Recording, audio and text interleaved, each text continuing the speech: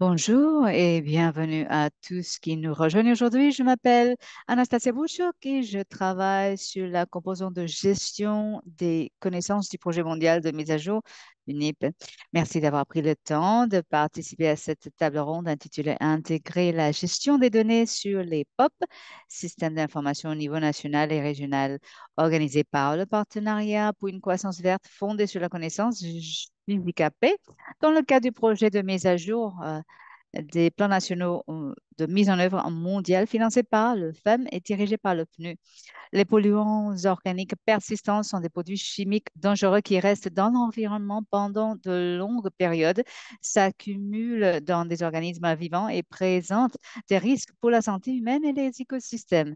En vertu de la Convention de Stockholm, les pays sont tenus de prendre des mesures pour réduire et éliminer la production, l'utilisation et le rejet de POP. À cet égard, des bases de données et des systèmes de gestion de l'information fiables, accessibles interopérables sont essentiels pour suivre les progrès, renforcer l'élaboration de politiques fondées sur les preuves et d'éclairer l'élaboration à la mise à jour des plans nationaux de mise en œuvre. Donc, à l'appui de cet objectif dans le cadre du projet GF 107-85, euh, Global NIP Update, l'unité de connaissance et des risques crus du PNU a élaboré des directives sur les principales caractéristiques pour l'établissement d'un centre de gestion des données dans les centres régionaux de la Convention de Stockholm, qui décrit les éléments fondamentaux d'une infrastructure efficace de gestion des données POP. Le document d'orientation encourage la création de centres régionaux capables de stocker, d'analyser et de partager des données relatives au POP entre les pays afin d'améliorer la transparence, la comparabilité et la collaboration. Ce document d'orientation sera présenté lors de la table ronde en même temps que la stratégie pour l'adoption nationale sur le renforcement à moyen et à long terme des systèmes de gestion des données pour les POP élaboré par l'unité de connaissance des risques du PNU pour le même projet. Donc, ces documents seront présentés lors de cette table ronde aujourd'hui. Et plusieurs centres régionaux ont déjà pris des mesures concrètes pour mettre au point de tels systèmes. Et au cours de cette table ronde, le BCRC Caraïbes présentera son développement d'une plateforme RIS sur les POP, un système d'information régional pour les POP, tandis que le centre Recitox en République tchèque présentera l'entrepôt de données du plan de surveillance mondiale pour la surveillance des POP comme dépôt mondial. En outre, Recitox présentera son registre des rejets et transferts de polluants et fera la démonstration de deux bases de données à travers le système Genesis, présentant leurs fonctionnalités et applications potentielles pour une utilisation nationale et régionale dans la gestion des données sur les POP et l'établissement de rapports. Aujourd'hui, nous espérons rassembler ces expériences pour discuter de la manière dont les systèmes de gestion des données peuvent être davantage intégrés au niveau national et régional et quelles sont les données qui devraient être collectées, comment elles peuvent être partagées, comment elles peuvent être, comment elles peuvent éclairer à la fois le développement du PNI et la prise de décision politique à l'avenir. Donc, nous voulons que ce soit un dialogue interactif avec tous les participants pour discuter des solutions, poser des questions et échanger des idées. Donc, nous vous invitons à utiliser le chat, à poser vos questions. Si vous souhaitez poser une question, vous pouvez utiliser donc le module Q&A. Vous pouvez lever la main et nous vous promouvrons comme panéliste afin que vous puissiez allumer votre microphone et rejoindre la discussion. Pour les collègues qui aimeraient se joindre à la discussion du panel, veuillez lever la main et nous vous aiderons. Enfin, nous vous offrons un service d'interprétariat aujourd'hui pour que vous puissiez choisir votre langue de préférence, français, espagnol, russe ou bien anglais. Et enfin, permettez-moi de présenter. Je vois que les gens se présentent dans le chat, donc je vous invite à partager votre nom, votre désignation et votre organisation. Donc, permettez-moi de présenter nos collègues qui vont partager leurs connaissances avec nous aujourd'hui. Donc, nous avons Madame Mihaela Claudia Paul, chef de l'unité des connaissances et des risques au PNU. Euh, Madame Carla Valiclan, responsable de la gestion des programmes au secrétariat BRS. Et nouveau point focal sur les PNI, Katerina Sepkova, directrice de Recetox, et Dana Lewis, responsable de l'exécution des projets du PCRC Caraïbes. Avec cela, c'est un grand plaisir de donner la parole à Madame Carla Valiclan pour ouvrir cette session. Bonjour tout le monde. Bonjour, bonsoir, chers collègues, chers panélistes. Et comme disait Anastasia, je travaille pour le secrétariat à BRS et je prends connaissance du travail sur les plans nationaux de mise en œuvre. Alors, c'est un plaisir de vous accueillir ici aujourd'hui dans cet espace et à ce webinaire qui est indispensable pour la mise en œuvre réussie de cette convention. Nous pensons que la gestion des données peut-être n'est pas un luxe technique. Euh, on ne peut pas penser que c'est simplement une infrastructure que nos collègues dans les TIC vont gérer. Nous devons tous avoir une connaissance de ce sujet pour pouvoir comprendre et de pouvoir interagir avec les données pour complémenter le travail des autres aspects de notre travail qui n'est peut-être pas forcément lié aux données. Donc, en tant que professionnel, il faut comprendre qu'on vit dans une ère où l'information est clé pour justifier nos actions, euh, que ce soit en tant que technicien, en tant que scientifique, il faut pouvoir avoir une base d'information, une base évidentielle pour la prise décisionnaire. Et aussi parce que nous avons des ressources restreintes et donc les données peuvent nous aider à identifier les priorités et les canaux par lesquels on doit prioriser l'allocation de ces ressources. Donc, la réussite de la mise en œuvre des PNI est liée très fortement à l'utilisation des bases de données par nos parties prenantes. Donc, nous avons plusieurs obligations qui demandent et qui dépendent des données. Donc, la gestion des données est critique.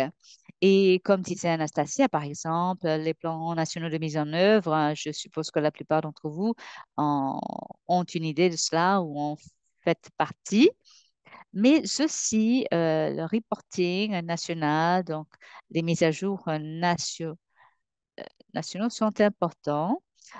Donc, nous avons deux euh, d'obligations qui dépendent de la façon dont vous collectez les données, la façon dont vous organisez les données et la façon dont vous allez organiser les plans nationaux de mise en œuvre et la façon dont vous allez présenter vos rapports. Donc, sous cette convention, nous avons par exemple le processus d'évaluation d'efficacité qui traite euh, si on va dans le bon sens ou non, qui traite les objectifs de cette convention et aussi un comité spécial a été établi qui va se pencher sur ces bases de données. Donc, je pense que nous avons suffisamment d'informations de la part du monde extérieur pour améliorer la façon dont on traite les données et la façon dont on fait avec. Donc, le fait d'avoir des processus de gestion de données robustes va vous aider à comprendre les risques, va vous aider à comprendre si vos initiatives sont sur le bon chemin ou non. Et je pense que l'un des collègues qu'on va entendre par nos collègues, c'est l'importance des systèmes, l'importance des softwares, des applications liées à la gestion des données et leur disponibilité pour les parties prenantes ou bien qu'ils soient en cours de développement, que ce soit les applications basées sur le web, des entrepôts digitaux en quelque sorte qui vont vous permettre de transformer les données euh, de base en informations qui peuvent se transformer en politique de collaboration dans votre région et de vous permettre de prioriser l'allocation de vos ressources selon les bases de données. Donc, investir dans les systèmes n'est pas simplement un investissement dans la technologie, mais un investissement dans une technologie qui va vous permettre de mettre en œuvre la convention.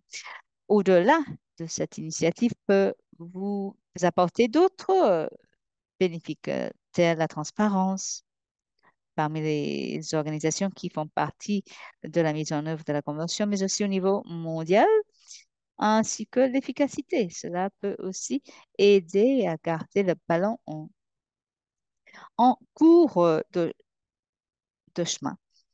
Et donc, les informations, la connaissance dans vos pays, les informations et les connaissances euh, qui sont générées par les parties prenantes de vos pays. Si quelqu'un a été formé ici aujourd'hui, mais que demain la personne s'en va et que les données ne sont pas organisées d'une certaine façon, le transfert de connaissances ne sera pas réussite.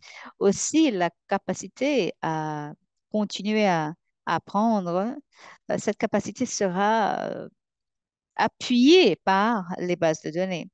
Mais nous reconnaissons qu'il s'agit d'un défi. C'est un défi pas seulement un jour, mais quelque chose qui demande un engagement à long terme, qui demande des formations, qui demande la reconnaissance d'une valeur ajoutée. Je pense que cette valeur est de plus en plus reconnue par nos pays membres. J'aimerais aussi ajouter que je soutiens totalement l'initiative de GGKP ainsi que nos collègues ici au PNU chimique, mais aussi des différents centres régionaux, parce que cela peut avancer le travail de la Convention et vous aider tous à mieux faire votre travail, mieux aborder le travail que vous avez à faire et atteindre des résultats escomptés à travers cet accord environnemental. Alors, je vais m'arrêter sur ce point-là parce que je pense qu'il y a beaucoup plus à apprendre de la part de nos panélistes. Donc, je vous souhaite un excellent webinaire et peut-être que vous pouvez partager avec nous ce que vous avez appris,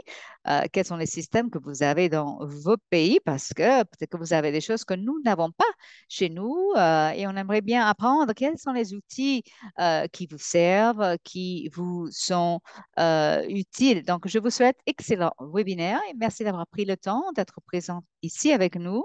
Merci aussi aux organisateurs, chers collègues du PNU et l'initiative JGKP. Merci beaucoup, Carla, d'avoir préparé la scène et de nous avoir rappelé l'importance des systèmes de gestion de données et l'organisation des systèmes. Euh, L'organisation des systèmes de gestion de données, parfois cela peut être oublié parmi toutes les autres tâches que nous avons à gérer au quotidien. Donc, nous sommes ravis euh, d'avoir les panélistes qui sont avec nous. Nous avons donc Mihaila Pon, euh, chef de l'unité des connaissances et des risques au PNU. Michaela, vous avez la parole. Merci beaucoup, Anastasia, et bonjour, chers collègues. Bonjour, bonsoir. Merci d'être présente de la part du PNU. J'aimerais bien vous féliciter de votre participation, votre investissement. Et je vais maintenant essayer de partager mon écran. Voilà.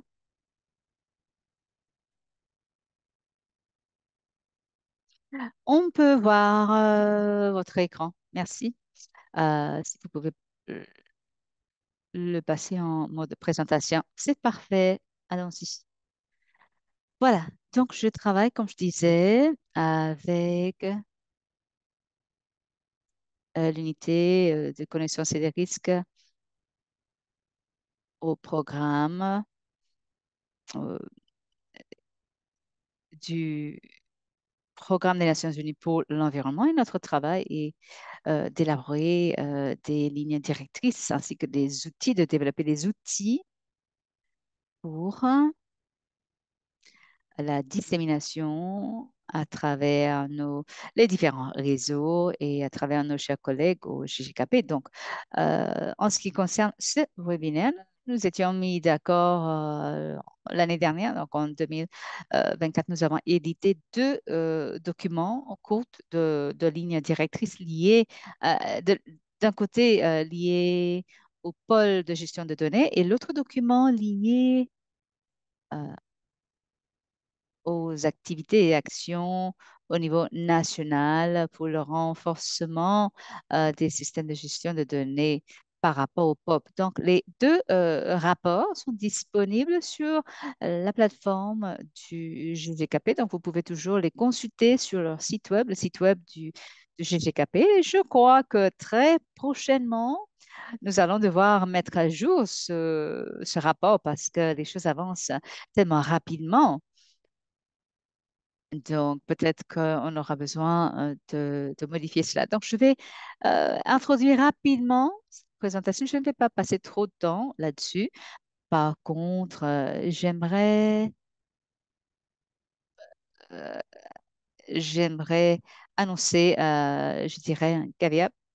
Euh, Selon le contexte du pays, vous allez peut-être vouloir lire en diagonale et sélectionner simplement les parties qui vous sont pertinents parce qu'il est impossible de développer un document de ligne directrice qui va couvrir toutes les situations de tous les pays à tous les niveaux dans tous les domaines. Donc, simplement, je voulais vous prévenir, voilà, que c'est un document à traiter donc euh, avec attention pour renforcer, bien sûr, les systèmes de gestion de données. Mais je vais brièvement passer en revue ce document. Et l'idée est que vous soyez en mesure d'évaluer les systèmes de gestion de données que vous avez déjà en place dans votre pays, si vous avez déjà quelque chose en place par rapport aux données relatives aux POPs. Et je pense que la plupart du temps, vous êtes déjà en train de collecter des données de quelque façon que ce soit, mais peut-être il est simplement question d'améliorer la méthodologie, d'améliorer euh, la classification.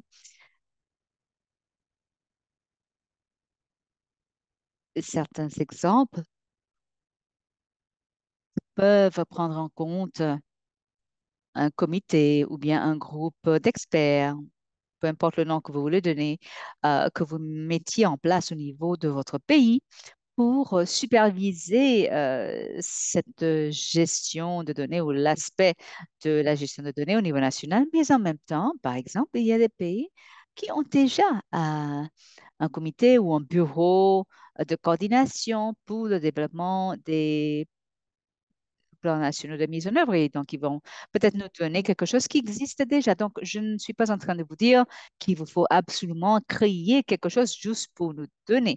Ce que j'aimerais, c'est que vous soyez en mesure de transmettre, de partager de bonnes informations, une bonne base d'informations. Donc, c'est à vous de décider si vous voulez rassembler un groupe de personnes, de bonnes personnes qui ont une expérience dans la collecte de données, l'analyse de données, et que vous ayez peut-être des réunions de temps en temps pour décider comment vous voulez gérer un tel système. Et bien évidemment, la collecte des données est très importante. Euh, le fait d'avoir des données à gérer, c'est important. Euh, et nous savons qu'il y a une variété de parties prenantes différentes dans différents pays qui détiennent différentes sources de données, différents types de données, différents ministères, différentes agences d'État qui gèrent différents types d'informations. Mais euh, l'idéal, c'est qu'il y ait un système en place pour avoir des systèmes de reporting, de rapports fréquents et pour garder les informations à jour. Et c'est la raison pour laquelle nous avons donc ce programme de participation des parties prenantes. Et dans certains cas, par exemple, il y a des obligations législatives qui sont mandatés par des décisions de l'État dans le cadre législatif de votre pays qui impose des obligations sur le reporting, où vous devez créer des systèmes de gestion de données dans certains pays. Donc, peut-être que les choses sont différentes chez vous, dans votre pays, mais il est important d'avoir le soutien de votre gouvernement et dans le contexte de la Convention de Stockholm, par exemple dans le processus des NIP, par exemple votre plan d'action, peuvent envisager, et si vous n'avez pas un système de gestion de données, de façon générale, mais que vous voulez démarrer à partir de maintenant, euh, avec les données relatives aux POPs et puis vous allez intégrer d'autres données. Donc peut-être que cela devrait être reflété dans votre plan national de mise en œuvre. Et puis vous allez vouloir suivre si ce PNM a été adopté par le gouvernement de votre pays et puis à quel niveau est-ce que c'est obligatoire parce que avec cela, vous aurez un budget associé. Si c'est quelque chose à mettre en œuvre parce qu'il y a une implication budgétaire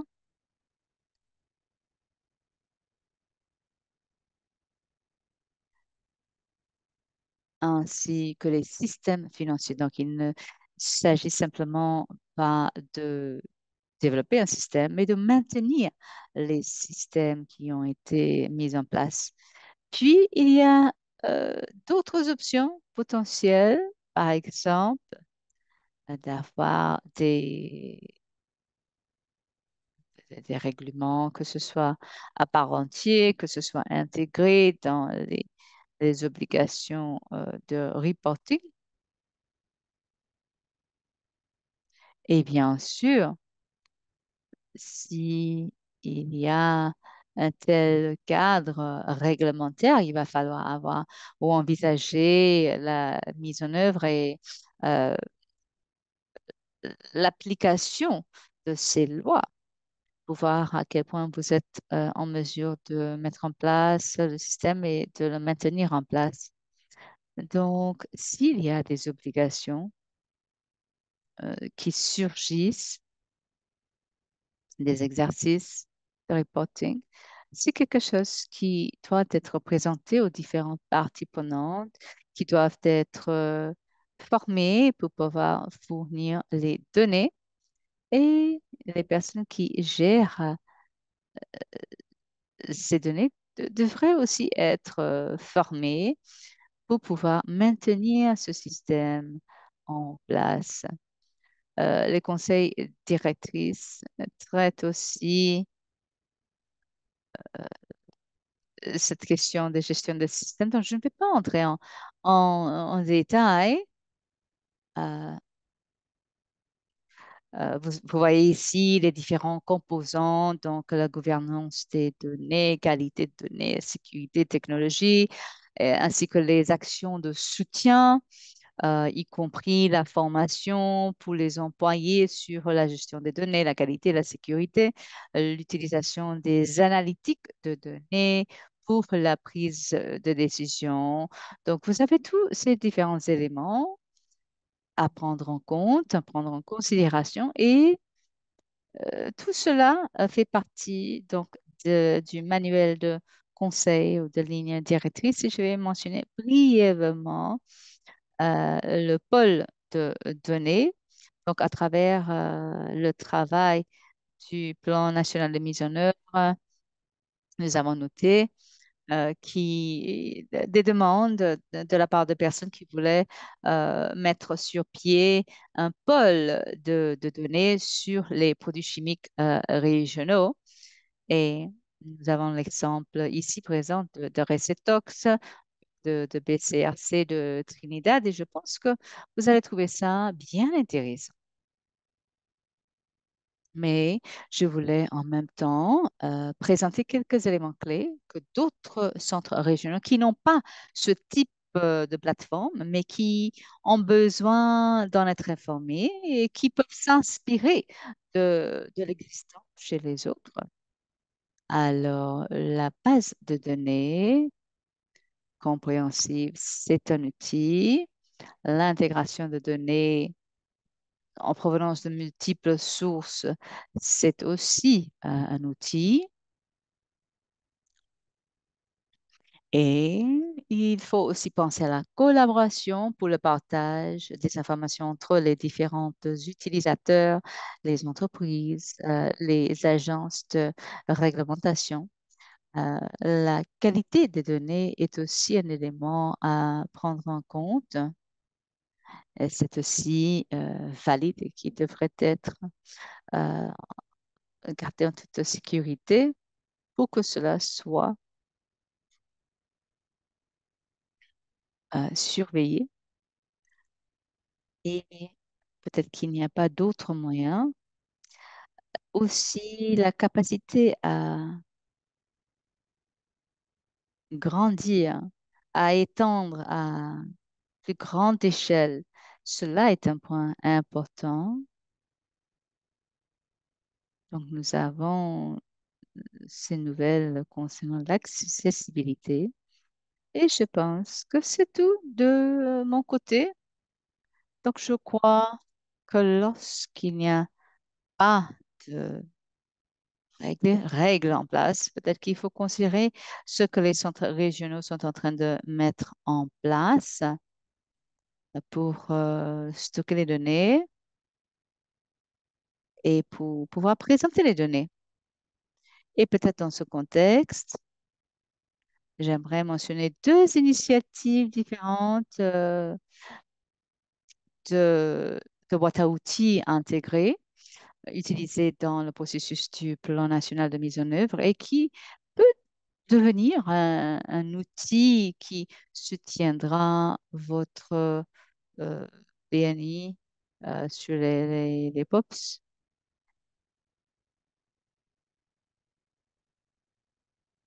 Mais cela ne veut pas dire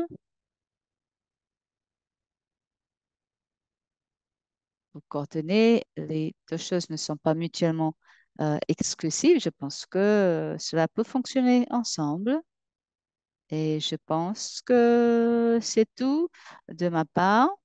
Je vais m'arrêter sur ce point-là. Donc, n'ayez pas d'hésitation à poser vos questions. Je suis à votre disposition. Merci beaucoup, Mihela, pour votre review et toutes les étapes que vous avez décrites pour bien voir la vue ensemble de la gestion des données pour des cas différents dans des régions différentes. Alors, et dans la prochaine présentation, nous aurons une vue sur une plateforme régionale. Alors, en ce qui concerne les pays, il y a une pénurie de ressources humaines et aussi de ressources financières. Je pense que c'est aussi difficile pour les pays pour mettre en œuvre toutes ces étapes en même temps. Alors, quelles seront vos recommandations pratiques? Peut-être vous pouvez partager trois étapes clés que les pays peuvent mettre en œuvre pendant ce processus de la gestion de ces données. Merci pour votre question, c'est une bonne question. Alors, il n'y a, je pense que la solution magique, ça dépend en fait du contexte des pays. Alors, si vous me demandez quel doit être le point focal avant de commencer le recueil de données, à mon avis, dans le contexte des POP, des inventaires, il faut être très clair sur le type de données qu'il faut recueillir. Quel est votre point focal? Après cela, quelles sont vos méthodes de collecte? Alors, comment est-ce que vous allez recueillir les données? Et où est-ce que vous allez stocker ces données après? Alors, si vous avez déjà, je vais dire, des documents Excel, des fichiers Excel, peut-être où vous avez déjà une plateforme en ligne, il faut coordonner ces méthodes de recueil de données pour pouvoir transférer ces données et les agréger dans le format qui existe sur votre système. Alors, je pense que le fichier Excel vous donne le pouvoir de faire des modifications très facilement, mais il faut vérifier tout cela en avance. Je pense que cela est très important. En plus, il faut identifier les points de contact, les personnes qu'il faut contacter. Il faut aussi développer les formations et pour comprendre comment il faut soumettre ces données. Il faut décider sur le format aussi,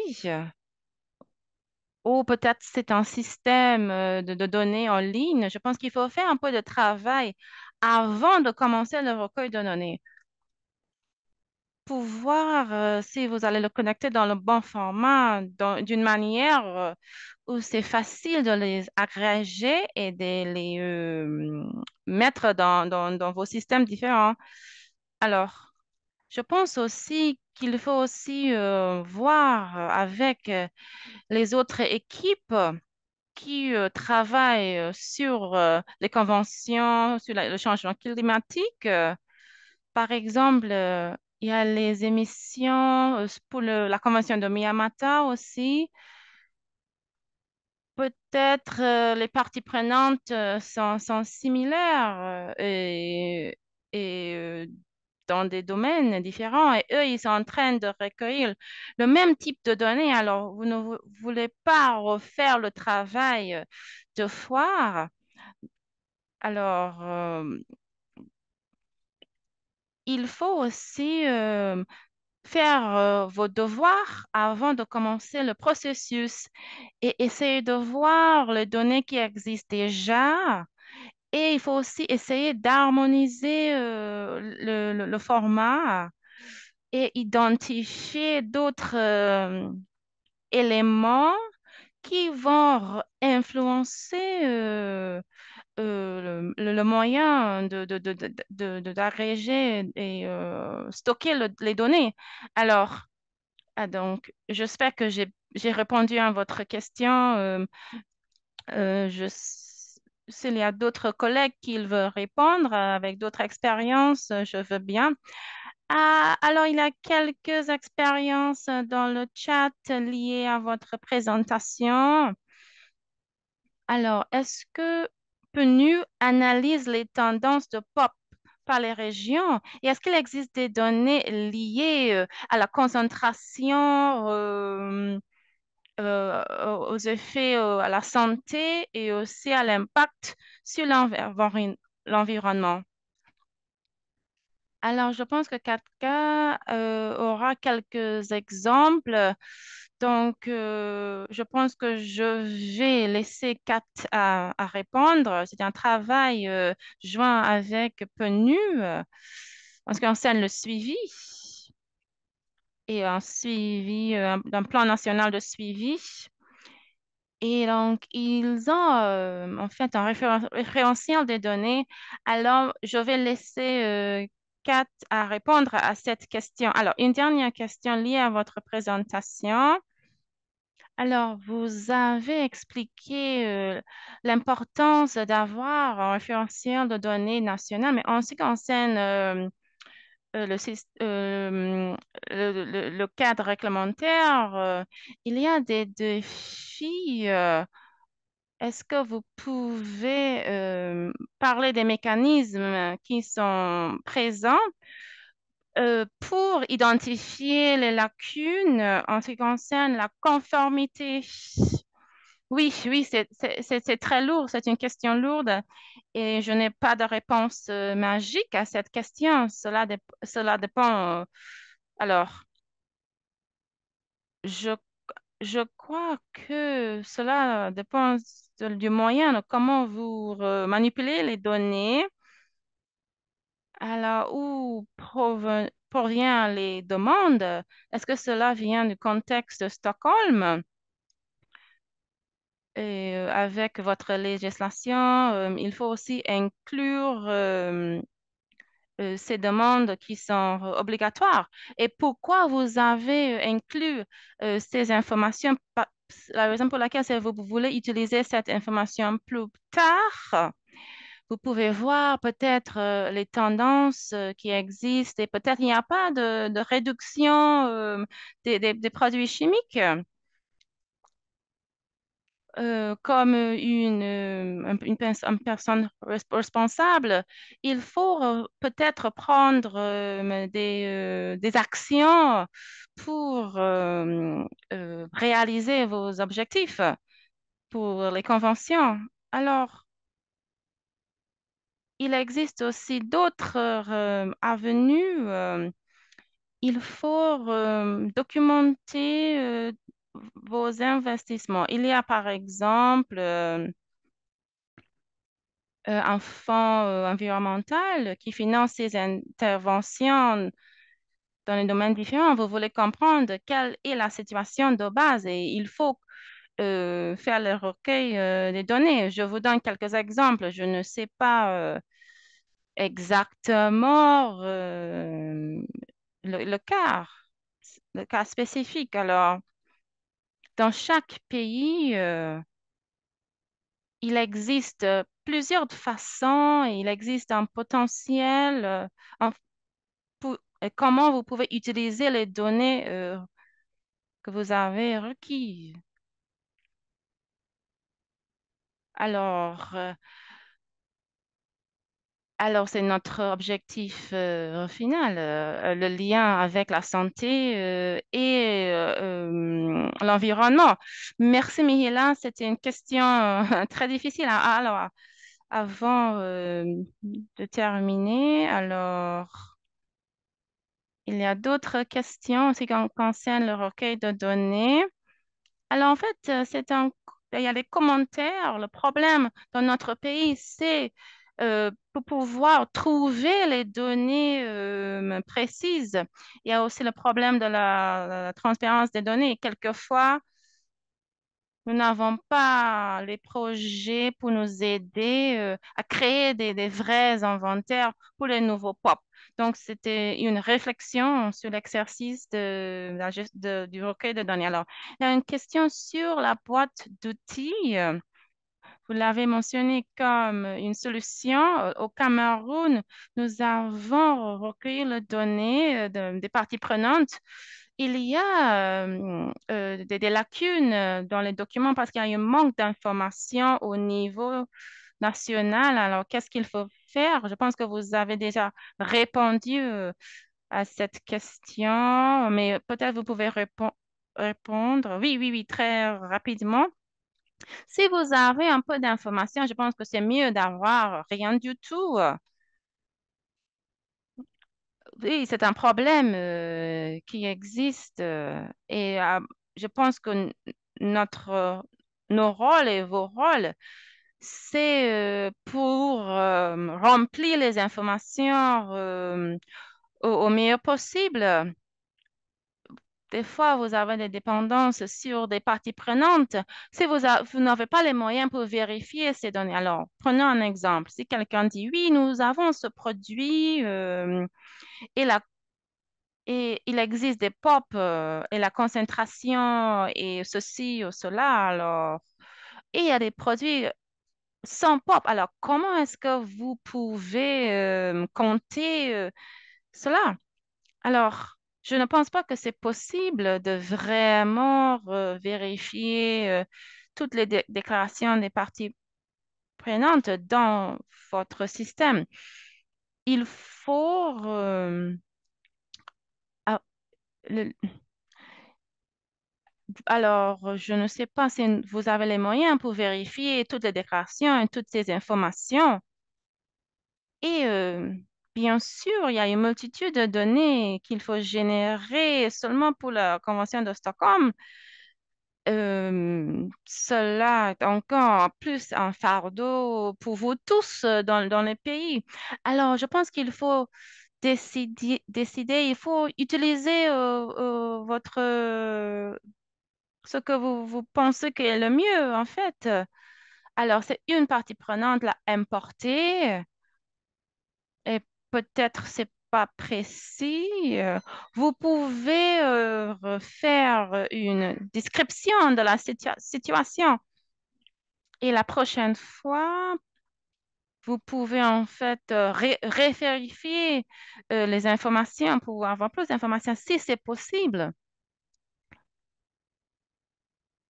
Oui, je sais que cela demande beaucoup de ressources financières, aussi humaines. Cela dépend de votre contexte pays, à quelle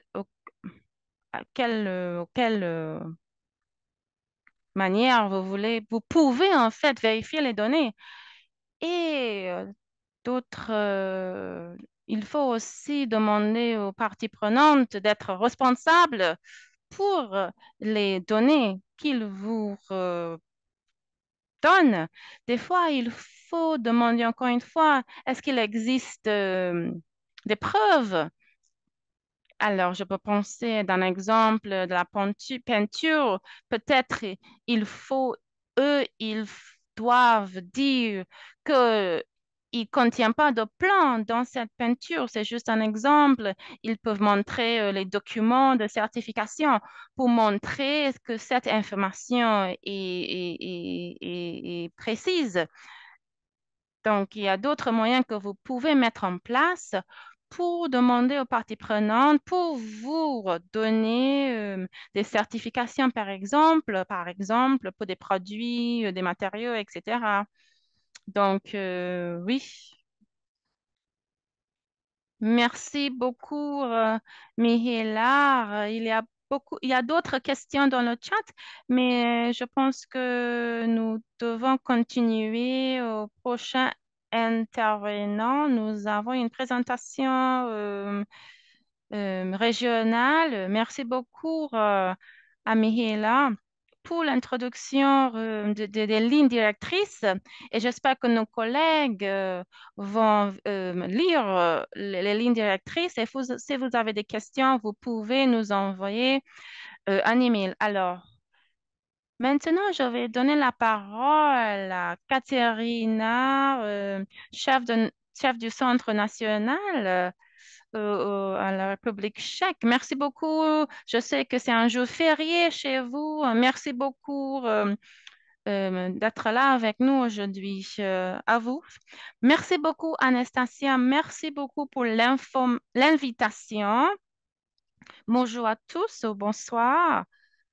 Alors, je sais que pour quelqu'un d'entre vous, c'est le matin ou c'est le soir pour d'autres. Alors, je vais vous parler des systèmes d'information sur le POP selon notre expérience dans la République tchèque. Je suis le chef du Centre national pour les composants toxiques et chef du Centre régional de la Convention de Stockholm. Alors, j'étais le ministère de l'Environnement auparavant et j'étais responsable de la préparation des NIPS et de vérifier les données dans mon pays. Alors, je peux dire en sommaire que pour nous, que j'ai plus de 20 ans d'expérience, nous avons fait quelques erreurs pendant cette période, mais je pense que nous avons pu préparer des bons documents. Alors, je pense que, est-ce que vous pouvez voir ma présentation? Oui, oui, c'est bon. Alors, j'aurai une présentation très brève et après, je vais vous montrer le référentiel de données. Si vous n'avez pas d'expérience, je vais aussi parler de plateformes que nous avons dans notre pays. Il existe d'autres systèmes, mais je ne peux pas vous montrer. Mais je n'ai même pas accès, même si ces systèmes existent. Je dois demander d'autorisation de quelqu'un d'autre, d'un responsable. Alors, lors de ces 20 ans, il y avait un développement parallèle au niveau différent, au niveau global, aussi avec la communauté scientifique. Et nous avons une situation très intéressante maintenant. Alors, il y a 20 ans, et c'était très, très normal pour avoir un document Excel, un document PDF avec vos données dans un seul document. Et après, il y avait des livres imprimés, pas numériques.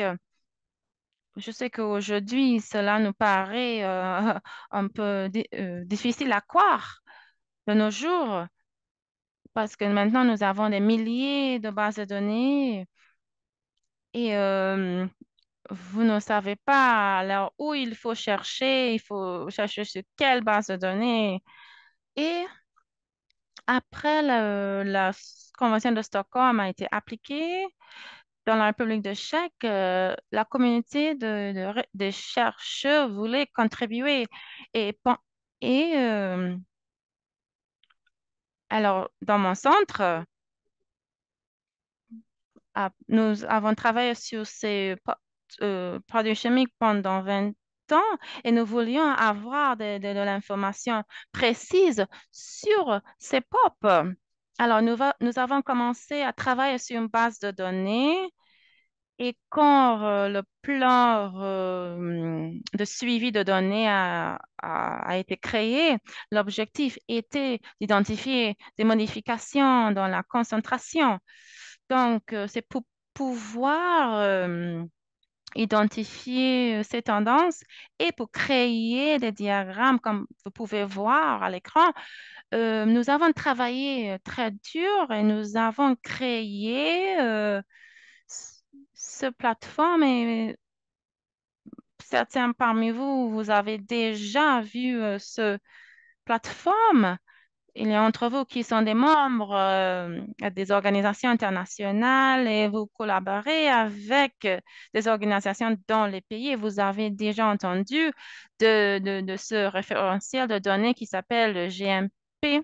C'est un référentiel de données qui aide les régions qui n'ont pas les capacités eux-mêmes pour préparer le rapport régionaux. Alors, c'est pour les pays, pour les aider à ne pas créer les mêmes rapports. Alors, c'est une possibilité pour eux pour stocker leurs données. Alors, il y a deux parties. La première partie, la visualisation des données et la deuxième partie sur le console de la gestion de données. Et c'est pour les experts pour assurer que tout marche bien et ils gèrent l'harmonisation des données. Alors, je voudrais parler de l'importance de cette structure. Il faut avoir une structure très spécifique qui est validée pour dire que oui, l'information est comparable. C'est pas duplicatif. Alors, nous avons reçu l'approbation euh, des, euh, des d'autres fournisseurs de données. Alors, voilà un flux euh, très simple des données de ce qui se passe dans le référentiel de données. Voilà, il y a le données qui arrive euh, vers le console intégré dans le système. Le système pour stocker l'information pertinente, peuvent aussi stocker les métadonnées sur les méthodes, comment l'information a été générée. Le système stocke l'information et après cela, dans le système de référentiel. Alors, pour nous rappeler, il y a des formats de données de l'air, l'eau et aussi il y a le lait maternel ou le sang humain. Et les données qui arrivent dans ce système sont des données agrégées et l'objectif de n'importe quel référentiel de données, c'est pour assurer que l'information peut être pour montrer les données primaires et aussi les données agrégées.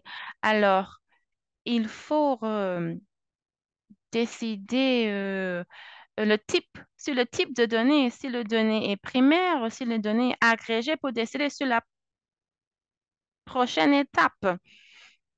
Alors, il y a des modèles qui sont très stricts. Voilà un exemple sur les échantillons, la provenance et quelles sont les métadonnées liées aux échantillons, les dates quand ils sont et à la fin, il y a la valeur numérique de votre concentration. Alors, ces modèles existent pour chaque groupe. Voilà aussi, il existe aussi des codes spécifiques. Vous pouvez voir les méthodes qui existent pour les produits chimiques, par exemple.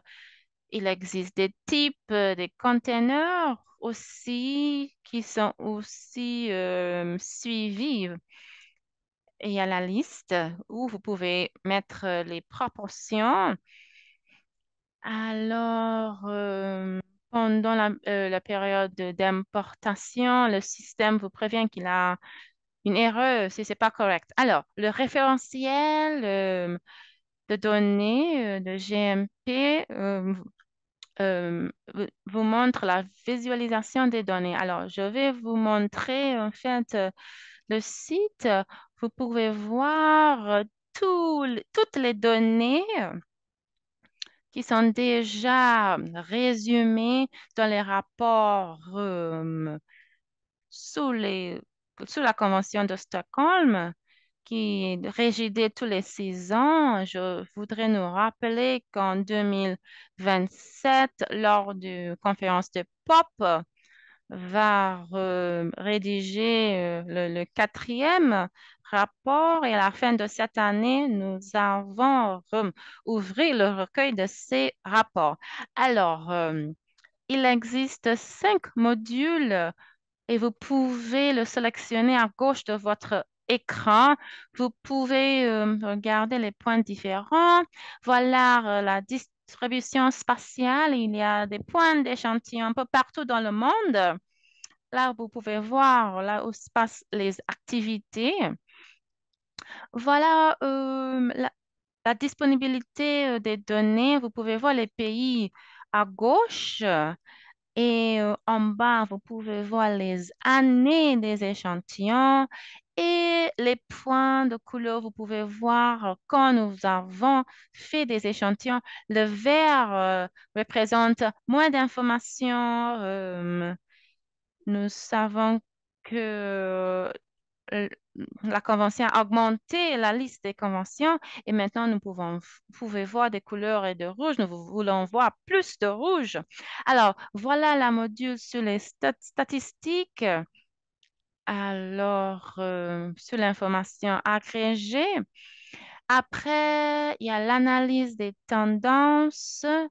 Quelles sont les tendances, quels sont les niveaux et comment les niveaux ont changé avec le temps.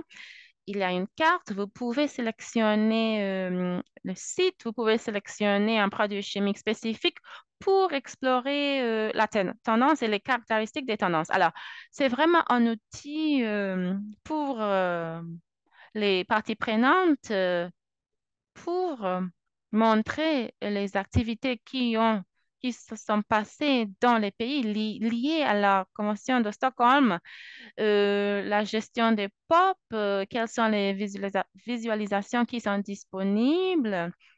Et une fois que les rapports sont disponibles gratuitement, je voudrais rappeler à tout le monde que ne sont pas des données primaires, mais sont des données métadonnées. Alors, s'il y a par exemple 12 échantillons par an, dans cette plateforme, cela est montré comme un seul point d'échantillon. Alors, voilà ici la sommaire des statistiques. Vous pouvez voir la viabilité selon une année spécifique pour les 12 échantillons. Alors, ce système de référentiel de données, nous avons développé ce système lié avec le plan global de suivi, et lié avec le plan que nous avons commencé à développer depuis 2021. En 2008, nous avons eu la première version qui nous donne l'opportunité de stocker des données, créées par la communauté de chercheurs dans la République tchèque, par l'équipe qui était responsable pour les NIPS. Alors, de nos jours, nous sommes plus en 2009, nous sommes plus en 2012, quand nous avons commencé le plateforme pour la première fois. Nous sommes encore plus loin. Je pense que vous avez déjà entendu parler du club avec les données ouvertes. Il y a aussi ChatGPT, et il existe aussi des tableaux pour des parties prenantes. Et ils travaillent avec ces plateformes différentes. Mais il y a aussi des équipes d'informatique qui sont très fort, et je pense qu'il faut avoir un soutien très important pour cette structure de chercheurs, et je pense que nous pouvons être tous bénéfiques à ces experts. Nous avons une équipe avec 15 personnes qui sont des analystes de données, aussi des experts d'informatique qui peuvent créer ce référentiel de données très complexe, très automatique. Et vous pouvez importer ces informations en utilisant des codes et d'une format structuré. Et après cela, ces informations stockées de manière sécurisée, et vous pouvez visualiser ces informations. Et voilà l'objectif primaire pour assurer euh, le recueil de données, tout ce qui est possible sur la contamination dans notre pays, pour vraiment mettre ces informations disponibles aux décisionnaires. Alors, à Genève, pas au PNU, mais dans la Commission européenne. Alors, je m'excuse, mais ils étaient responsables pour la pollution, le registre qui s'appelle sur la pollution intégrée, et ce qui les pollueurs émettent dans l'environnement. Et cela peuvent aussi être des hôpitaux, des écoles, n'importe quelle organisation qui décharge des produits chimiques dans l'environnement. Et il y avait un mouvement qui, a, qui a adopté protocole Kiev sur ce registre de polluants. Et je pense que mon pays était le premier pays qui a créé une de ces bases de données. Et depuis 2002, ce système existe en format Excel, et cette base de données, nous l'avons mis en ligne en 2004. Et pendant cette période, l'Union européenne, ce registre de transfert de polluants a été transposé dans la législation européenne depuis 2016. Nous avons euh, les réglementations dans l'Union européenne, et ce système provient de l'information à toutes les parties prenantes sur les pollueurs. Et je pense qu'au début, il y avait 86 et je pense que maintenant, il y a 92 pays et je pense qu'il y a plus de 130 activités et il doit faire le reporting sur les contaminations dans l'air, dans la terre, tous les ans, le 15 février. Il faut faire ce rapport sur tous les niveaux. Alors voilà pour moi. Alors, comme je vous ai promis, je voulais vous montrer le site. Oui, oui, oui, nous avons le temps. Alors, comme je vous ai promis, je voulais vous montrer le référentiel de données de GMP. Alors, vous pouvez cliquer ici pour aller sur la page d'accueil. Alors, j'ai cliqué sur la visualisation et voilà la distribution spatiale. Alors, vous pouvez voir les chiffres. Les chiffres représentent les sites.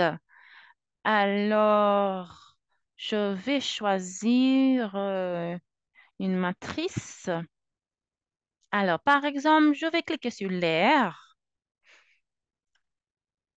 Alors, je vais aussi choisir un produit chimique spécifique. Je vais choisir DDT. Ah non, je vais choisir HPCD. Alors, voilà les sites dans l'air qui existent au niveau global. Et là, nous avons ces données jusqu'au 2022. Nous pouvons voir la disponibilité de données. Voilà, vous pouvez voir produits chimiques. Nous avons commencé à mesurer ces produits chimiques en 2011. Donc, entre 2011, 2000, nous avons toutes ces informations partout dans le monde. Nous avons des statistiques. Alors, est-ce que nous pouvons voir des tendances? Oui. Nous allons regarder les paramètres spécifiques. Alors, nous voulons voir. Alors, je vais cliquer sur HPCD, alpha HPCD. Alors, voilà. Nous pouvons voir des points colorés. Alors, en bas à droite, il y a la description des points. Nous pouvons dire que la taille du point représente la concentration. Si la couleur est bleue, nous n'avons pas de tendance, nous n'avons pas beaucoup de données en fait, pas assez de données. Si c'est gris, l'information n'est pas disponible et d'un point, nous ne pouvons pas établir la tendance. Peut-être ils sont arrêtés à mesurer le produit chimique. Alors, je vais choisir un autre produit chimique. Alors, je vais annuler cela. Je vais choisir un autre produit chimique. Alors, je vais choisir le PCB.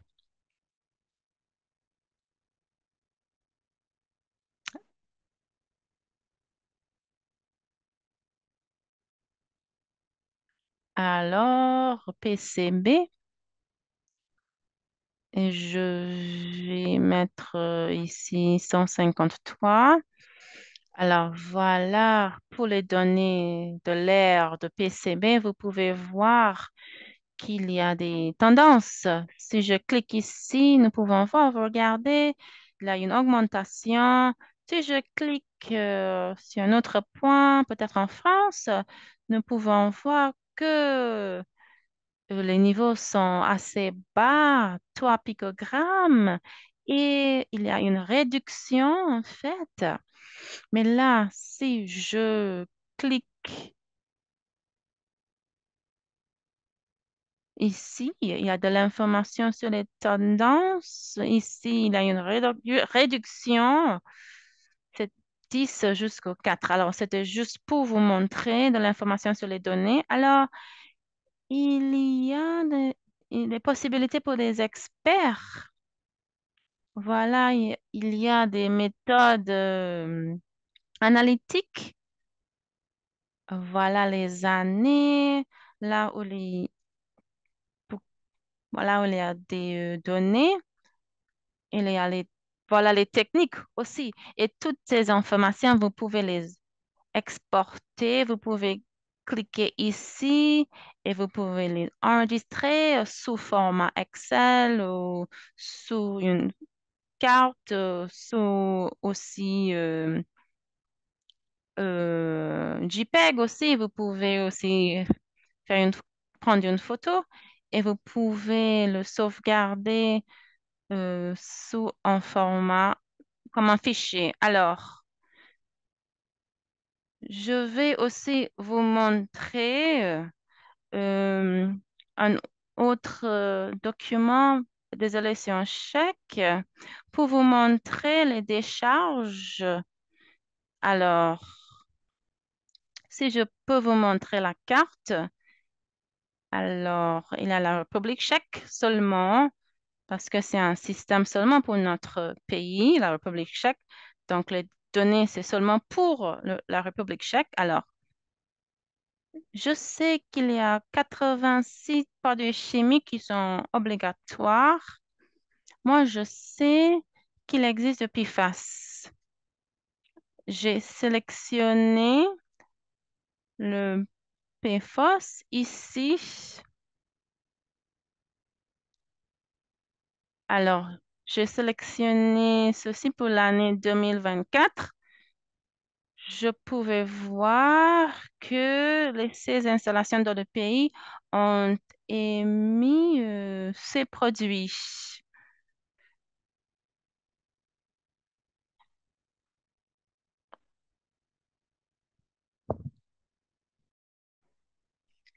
Donc, je peux le trouver, je peux trouver en quelle quantité cela a été émis, que ce soit en kilogrammes.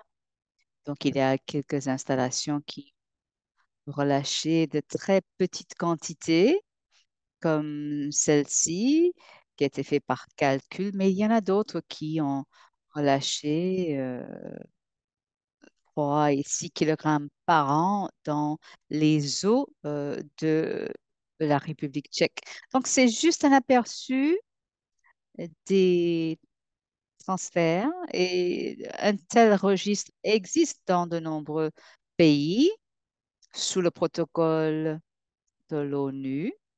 Cela existe. Je ne suis pas sûre que tous les liens fonctionnent, mais si quelqu'un s'y intéresse, je vais vous laisser le lien dans le chat pour que vous puissiez aller faire vos propres recherches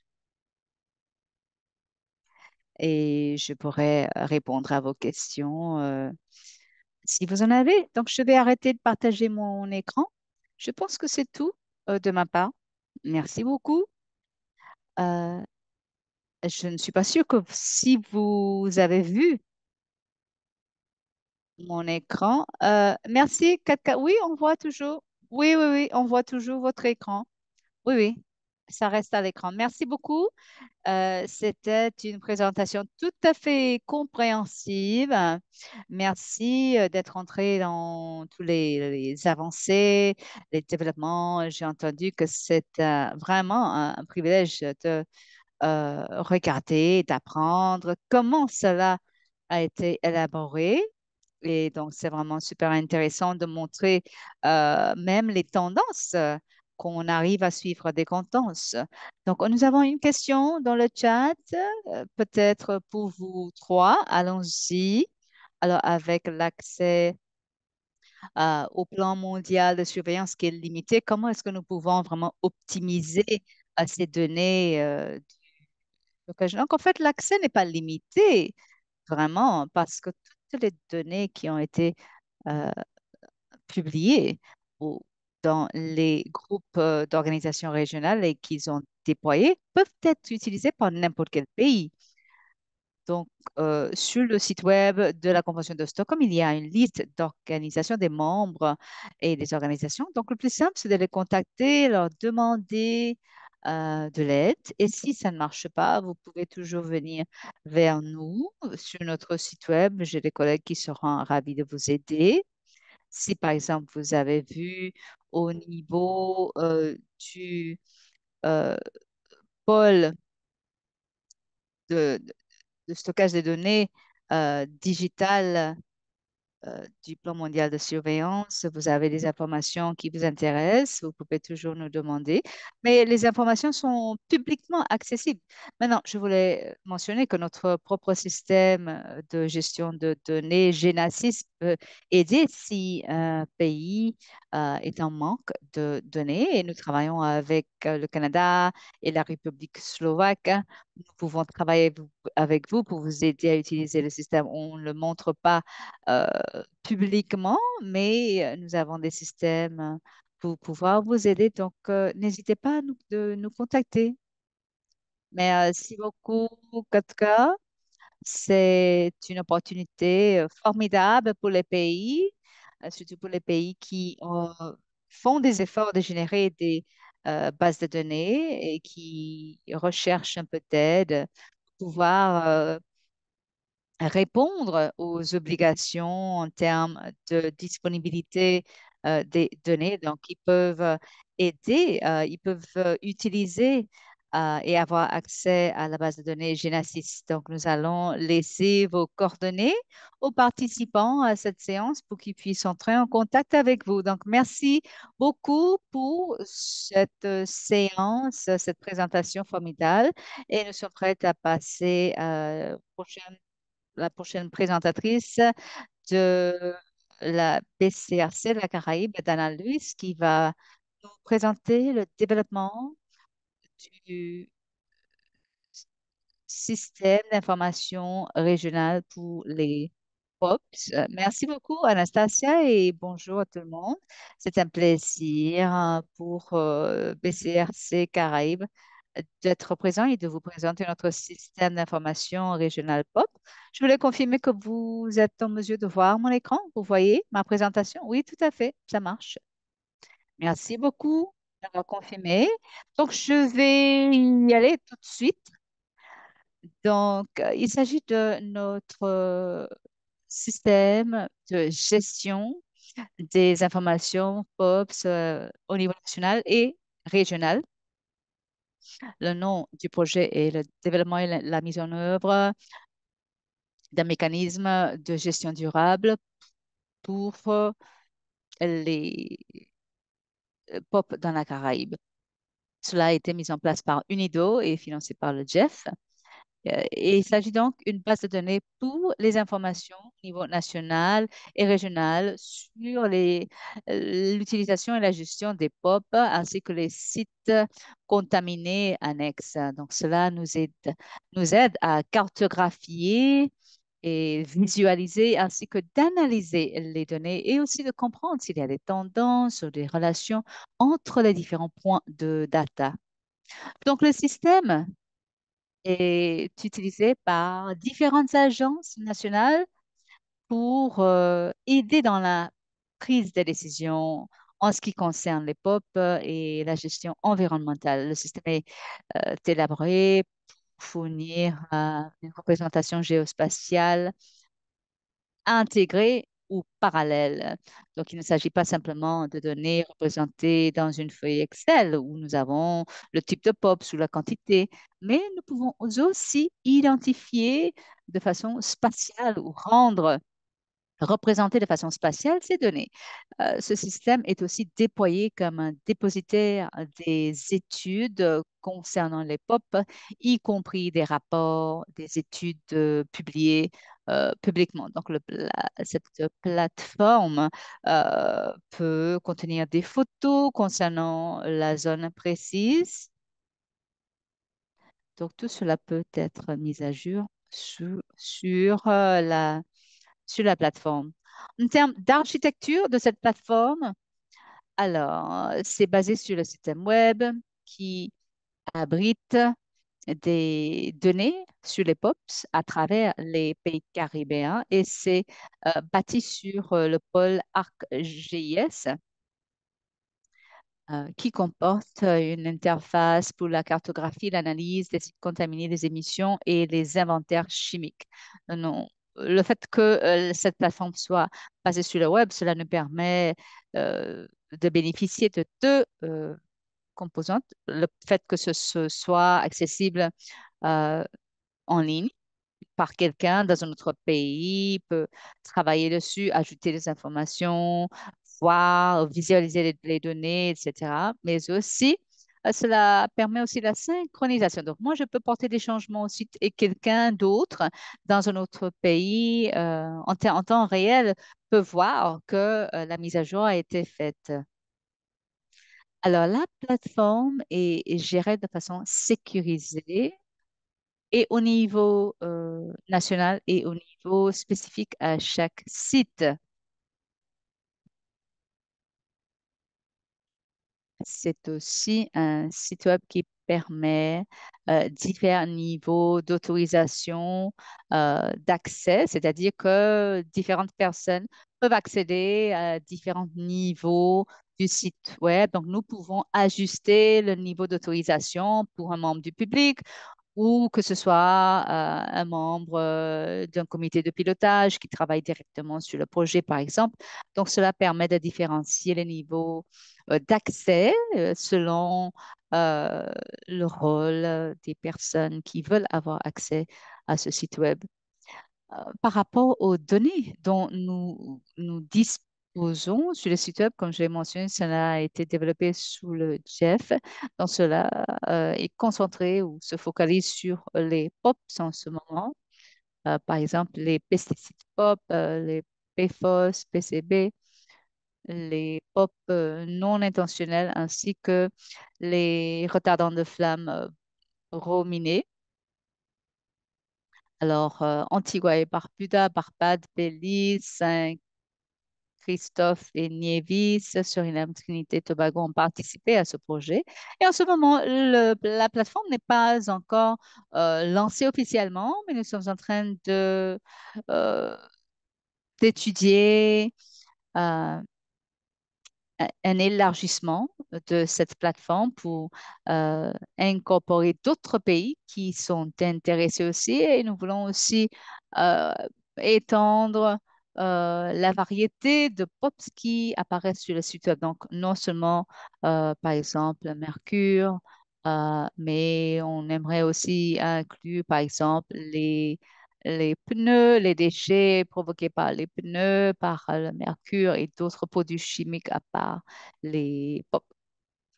Donc, en termes de critères pour les données, comme j'ai mentionné, cela fait appel à la technologie de visualisation géospatiale. Donc, premièrement, il faut avoir des coordonnées GPS ou bien les frontières cartographiées des endroits où les produits chimiques pop sont stockés, sont utilisés ou bien où ils sont rejetés. Donc, c'est important qu'on puisse lier ces différents types de données au site où ces produits se trouvent. Nous aimerions aussi identifier le nom et l'information concernant le lieu de stockage, par exemple, déchets à ciel ouvert, par exemple, si c'est un hangar ou que ce soit un incinérateur, par exemple. Donc, ce sont des informations importantes pour nous qu'on aimerait noter sur le site web. Nous voulons aussi avoir les métadonnées qui nous permettent de voir de façon visuelle. Autre type de données intéressantes où nous voulons lier avec les systèmes d'information, ce sont des zones sensibles. Et nous pouvons identifier les sites contaminés et assigner une note de risque. Je vais vous montrer tout à l'heure quand je ferai une démonstration en temps réel du site web. Donc, mais cela nous permet d'identifier des zones sensibles, des zones euh, dangereuses qui ont besoin d'une gestion immédiate. S'il s'agit par exemple d'un- d'une zone d'eau qui se trouve tout près d'un déchet à ciel ouvert, cela est impliqué aussi. Comme je disais, donc les données doivent être dans un format prêt à être lu par la plateforme GIS.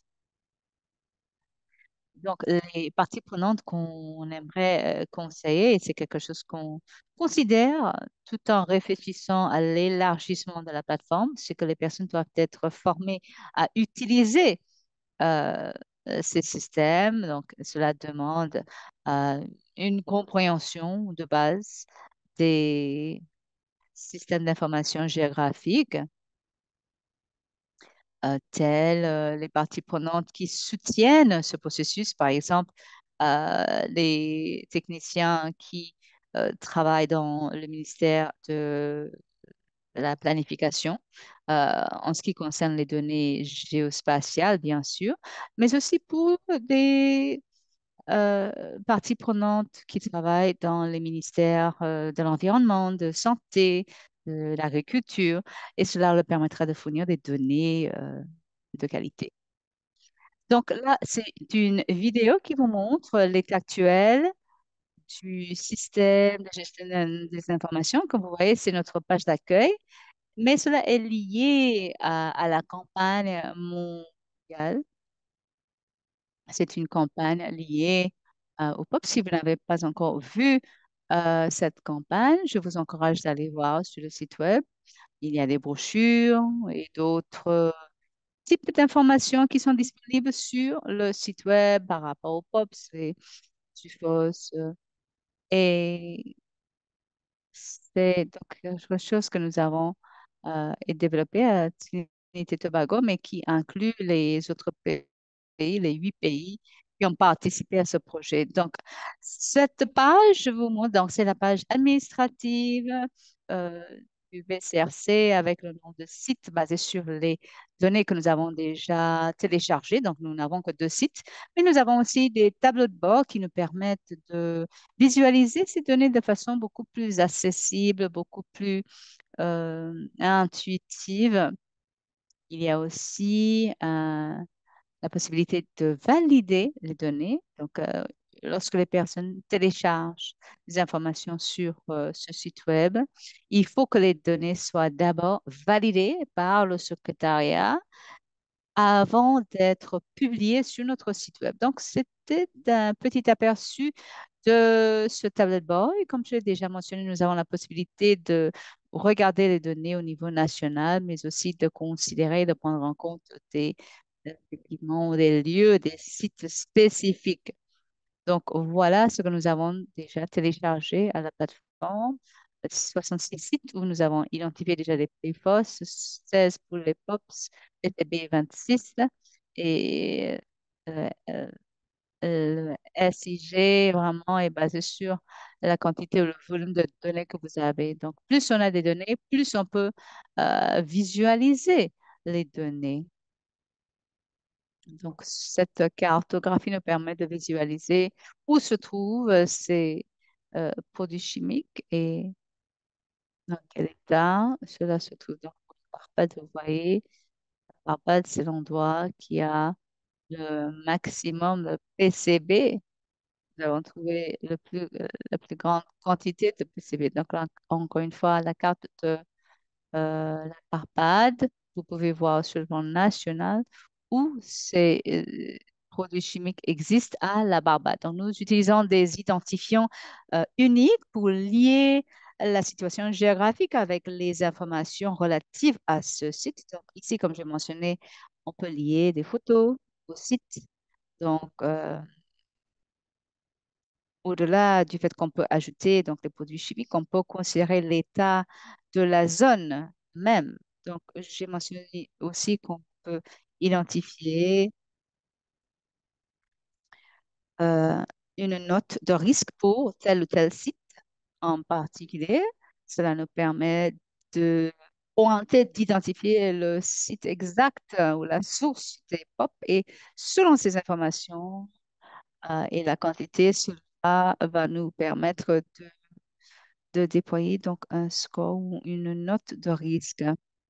Donc, voici un aperçu du système qui existe actuellement. Je vais expliquer davantage que cela peut être mis en relation avec les rapports du Plan national de mise en œuvre. Donc, comme vous savez, le PNM, le Plan national de mise en œuvre, permet de répertorier le progrès de votre pays, de vos pays. Donc, en mettant ces deux systèmes en interconnexion, cela nous permet de standardiser les euh, données relatives aux POPs. Donc, nous avons des données déjà dans un format standardisé collecté à travers les différents pays. Et cela rend beaucoup plus simple la procédure ou le processus de reporting. Cela montre les sites contaminés, les émissions. Lorsque vous allez visiter la plateforme, vous allez voir que l'idée est vraiment d'avoir des données claires et de pouvoir les identifier facilement différentes sources, mais aussi pour optimiser le traçage. Euh, ce POPS peut aussi aider avec la mise à jour des NIPS ainsi que pour la prise de décision technique. Et cela permet de renforcer la capacité nationale qui investissent dans ces rapports.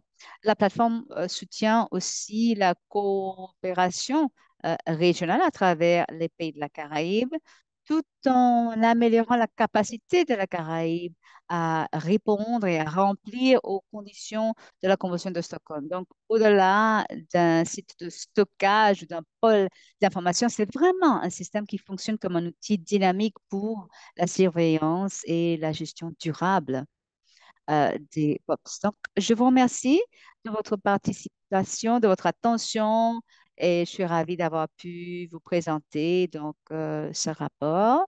Je reste à votre disposition pour répondre aux questions. Anastasia, merci beaucoup, Dana.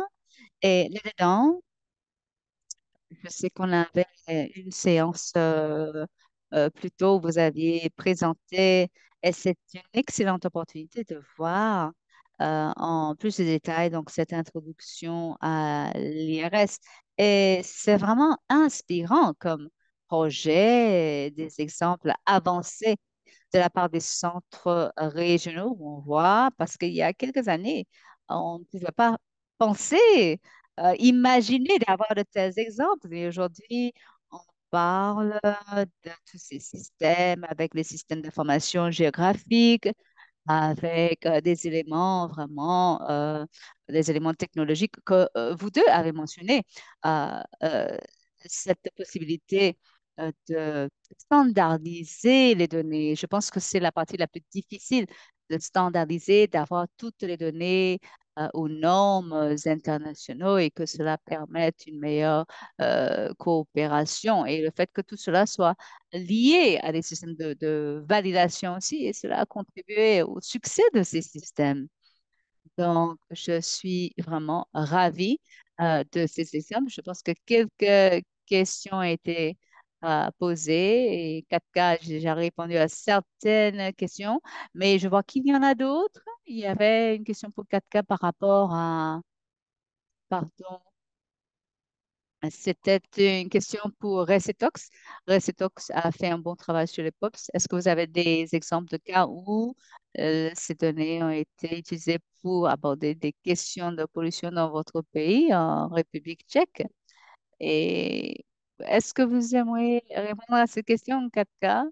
Oui, très certainement. Donc, les informations que nous avons eues, par exemple, par rapport au très haut niveau de PCB, des produits chimiques PCB, dans le voisinage d'une usine qui produisait auparavant des PCB. Et donc, les activités de restauration, de récupération étaient mises en place. Il y avait un autre exemple dans un théâtre, dans une très belle ville de la République tchèque qui utilisait pentachlorophénol pour protéger les piliers en bois du centre. Ce sont des anciens piliers et malheureusement, la concentration n'était pas au minimum et donc il y avait des émissions significatives de l'extrait aux visiteurs qui venaient dans ce bâtiment.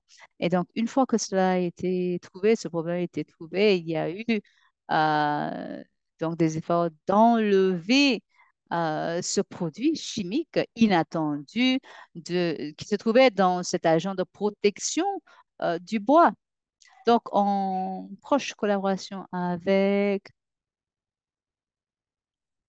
les autorités du patrimoine, parce qu'il s'agit d'un théâtre du XVIIe siècle, donc cela fait partie du patrimoine national, donc on ne pouvait pas simplement détruire, il fallait vraiment prendre soin et prendre toutes les mesures de précaution nécessaires pour enlever les parties du bâtiment qui avaient été exposées. Donc nous savons que les niveaux maintenant, après traitement, sont sûrs et que ce bâtiment peut être utilisé maintenant pour non seulement pour les visites, mais pour des concerts, etc. Et je suis au courant de quelques cas aussi où on pensait qu'on faisait la surveillance dans une zone contaminée, mais que nous avons trouvé un, un- nous avons fait des surveillances dans des sites euh, ruraux euh, et nous avons trouvé des contaminations jusque dans ces sites-là. C'était très surprenant.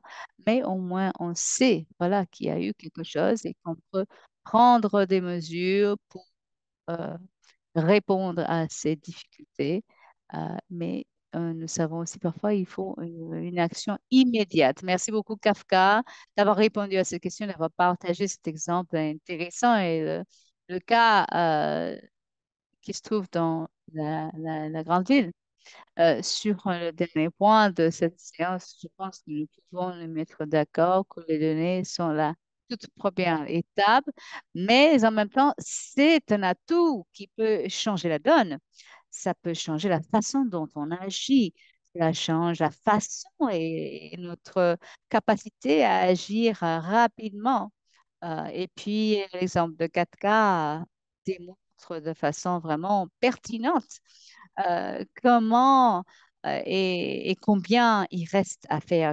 J'espère que ça a été une séance utile pour nos participants, que vous sachiez que cette expertise et vous êtes disponible en ligne. Vous n'hésitez pas à prendre contact pour avoir de plus en plus d'informations et n'hésitez surtout pas d'utiliser les informations pour votre prise décisionnaire. Donc, je m'adresse maintenant aux panélistes. Si vous avez un mot de départ, il nous reste quelques minutes. Donc, si vous souhaitez euh, dire quelque chose, je sais qu'il y a beaucoup de frustration au niveau de la collecte des données et que lorsqu'on regarde sur le plan régional, effectivement, il faut peut-être un certain temps avant de revenir. Euh, 4K, oui, désolé de revenir sur cette question, mais on n'avait pas ce système immédiatement. Cela nous a pris 15 ans pour mettre en place ce système. Donc, je voulais simplement signaler cela. Nous avons commencé avec quelques sites et cela a été fait par une communauté de recherche, par l'université. Donc, peut-être que vous pouvez réfléchir à vos pays. Si vous avez une université présente sur place, peut-être que vous pouvez essayer d'inspirer un petit projet de recherche pour des étudiants, doctorants ou bien des thèses de maîtrise pour commencer à collecter les données. Et à partir de là, vous pouvez y avancer pas par pas Et comme j'ai écrit, il y a des réseaux de surveillance qui existent et qui aimeraient prendre à bord d'autres pays. Donc, vous n'avez pas besoin d'inventer tout à partir de zéro. Comme je dis, il y a des infrastructures qui existent non seulement en Europe, mais sur d'autres continents. Et je sais que cette année, il y a de nombreuses activités et événements continentaux. Et nous serons très certainement en contact avec Anastasia et d'autres collègues parce que je crois que nous serons en contact encore plus proche avec les instituts universitaires sur la protection parce qu'il y a des ressources que nous pouvons déployer pour générer les données et avoir la possibilité d'avoir des échantillons qui soient collectés, analysés et nous n'avons pas besoin d'investir des milliards et des milliards de dollars par exemple, dans 25 pays africains, il peut y avoir un réseau de recherche structuré qui peut être déployé où tous les pays d'Afrique peuvent euh, utiliser un tel service qui soit accrédité par leur réseau d'université, par exemple, et pour faire suivre les échantillons. Donc, je vois énormément de potentiel. Bien sûr que je ne peux pas dire que ce soit prêt tout de suite, mais je pense que d'ici un an ou deux, ce sera bien avancé, que ce sera possible d'aider davantage. Merci beaucoup, Katka, et de très bons conseils. Merci pour les très bons conseils par rapport à la mise en place des partenariats, pour déployer des partenariats et embarquer les scientifiques. Intéresser les scientifiques aussi parce que le domaine scientifique génère des données, vraiment des volumes de données assez vastes. Donc, c'est toujours une bonne idée de travailler côte à côte avec la communauté scientifique et les personnes qui prennent les décisions par rapport aux politiques, ainsi que les personnes qui sont impliquées dans la génération de ces données. J'aimerais remercier Katka et peut-être Dana si vous voulez prononcer quelques mots de départ avant de clôturer cette séance. Merci beaucoup, Anastasia. Et encore une fois, de la part du centre régional BCRC dans la Caraïbe, je voulais faire écho des sentiments exprimés par Katka pour dire qu'il y a l'opportunité, même si chaque pays sur le plan national n'a pas forcément la capacité à générer de données ou de mettre en place un tel système. Nous avons donc cet outil caribéen. Nous partageons nos ressources, surtout dans la Caraïbe, où un pays n'a pas forcément la capacité technique dans notre pays. Nous collaborons énormément à travers cette région caribéenne. Donc, encore une fois, merci beaucoup de votre attention.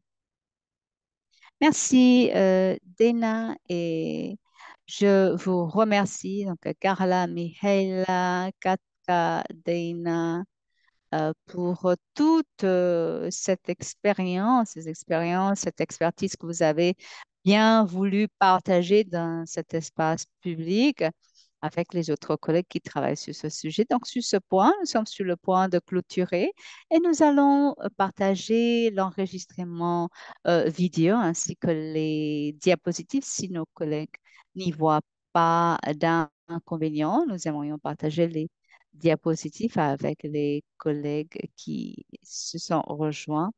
Merci beaucoup. Je vous souhaite une excellente soirée, matinée ou journée. Bon courage et au revoir.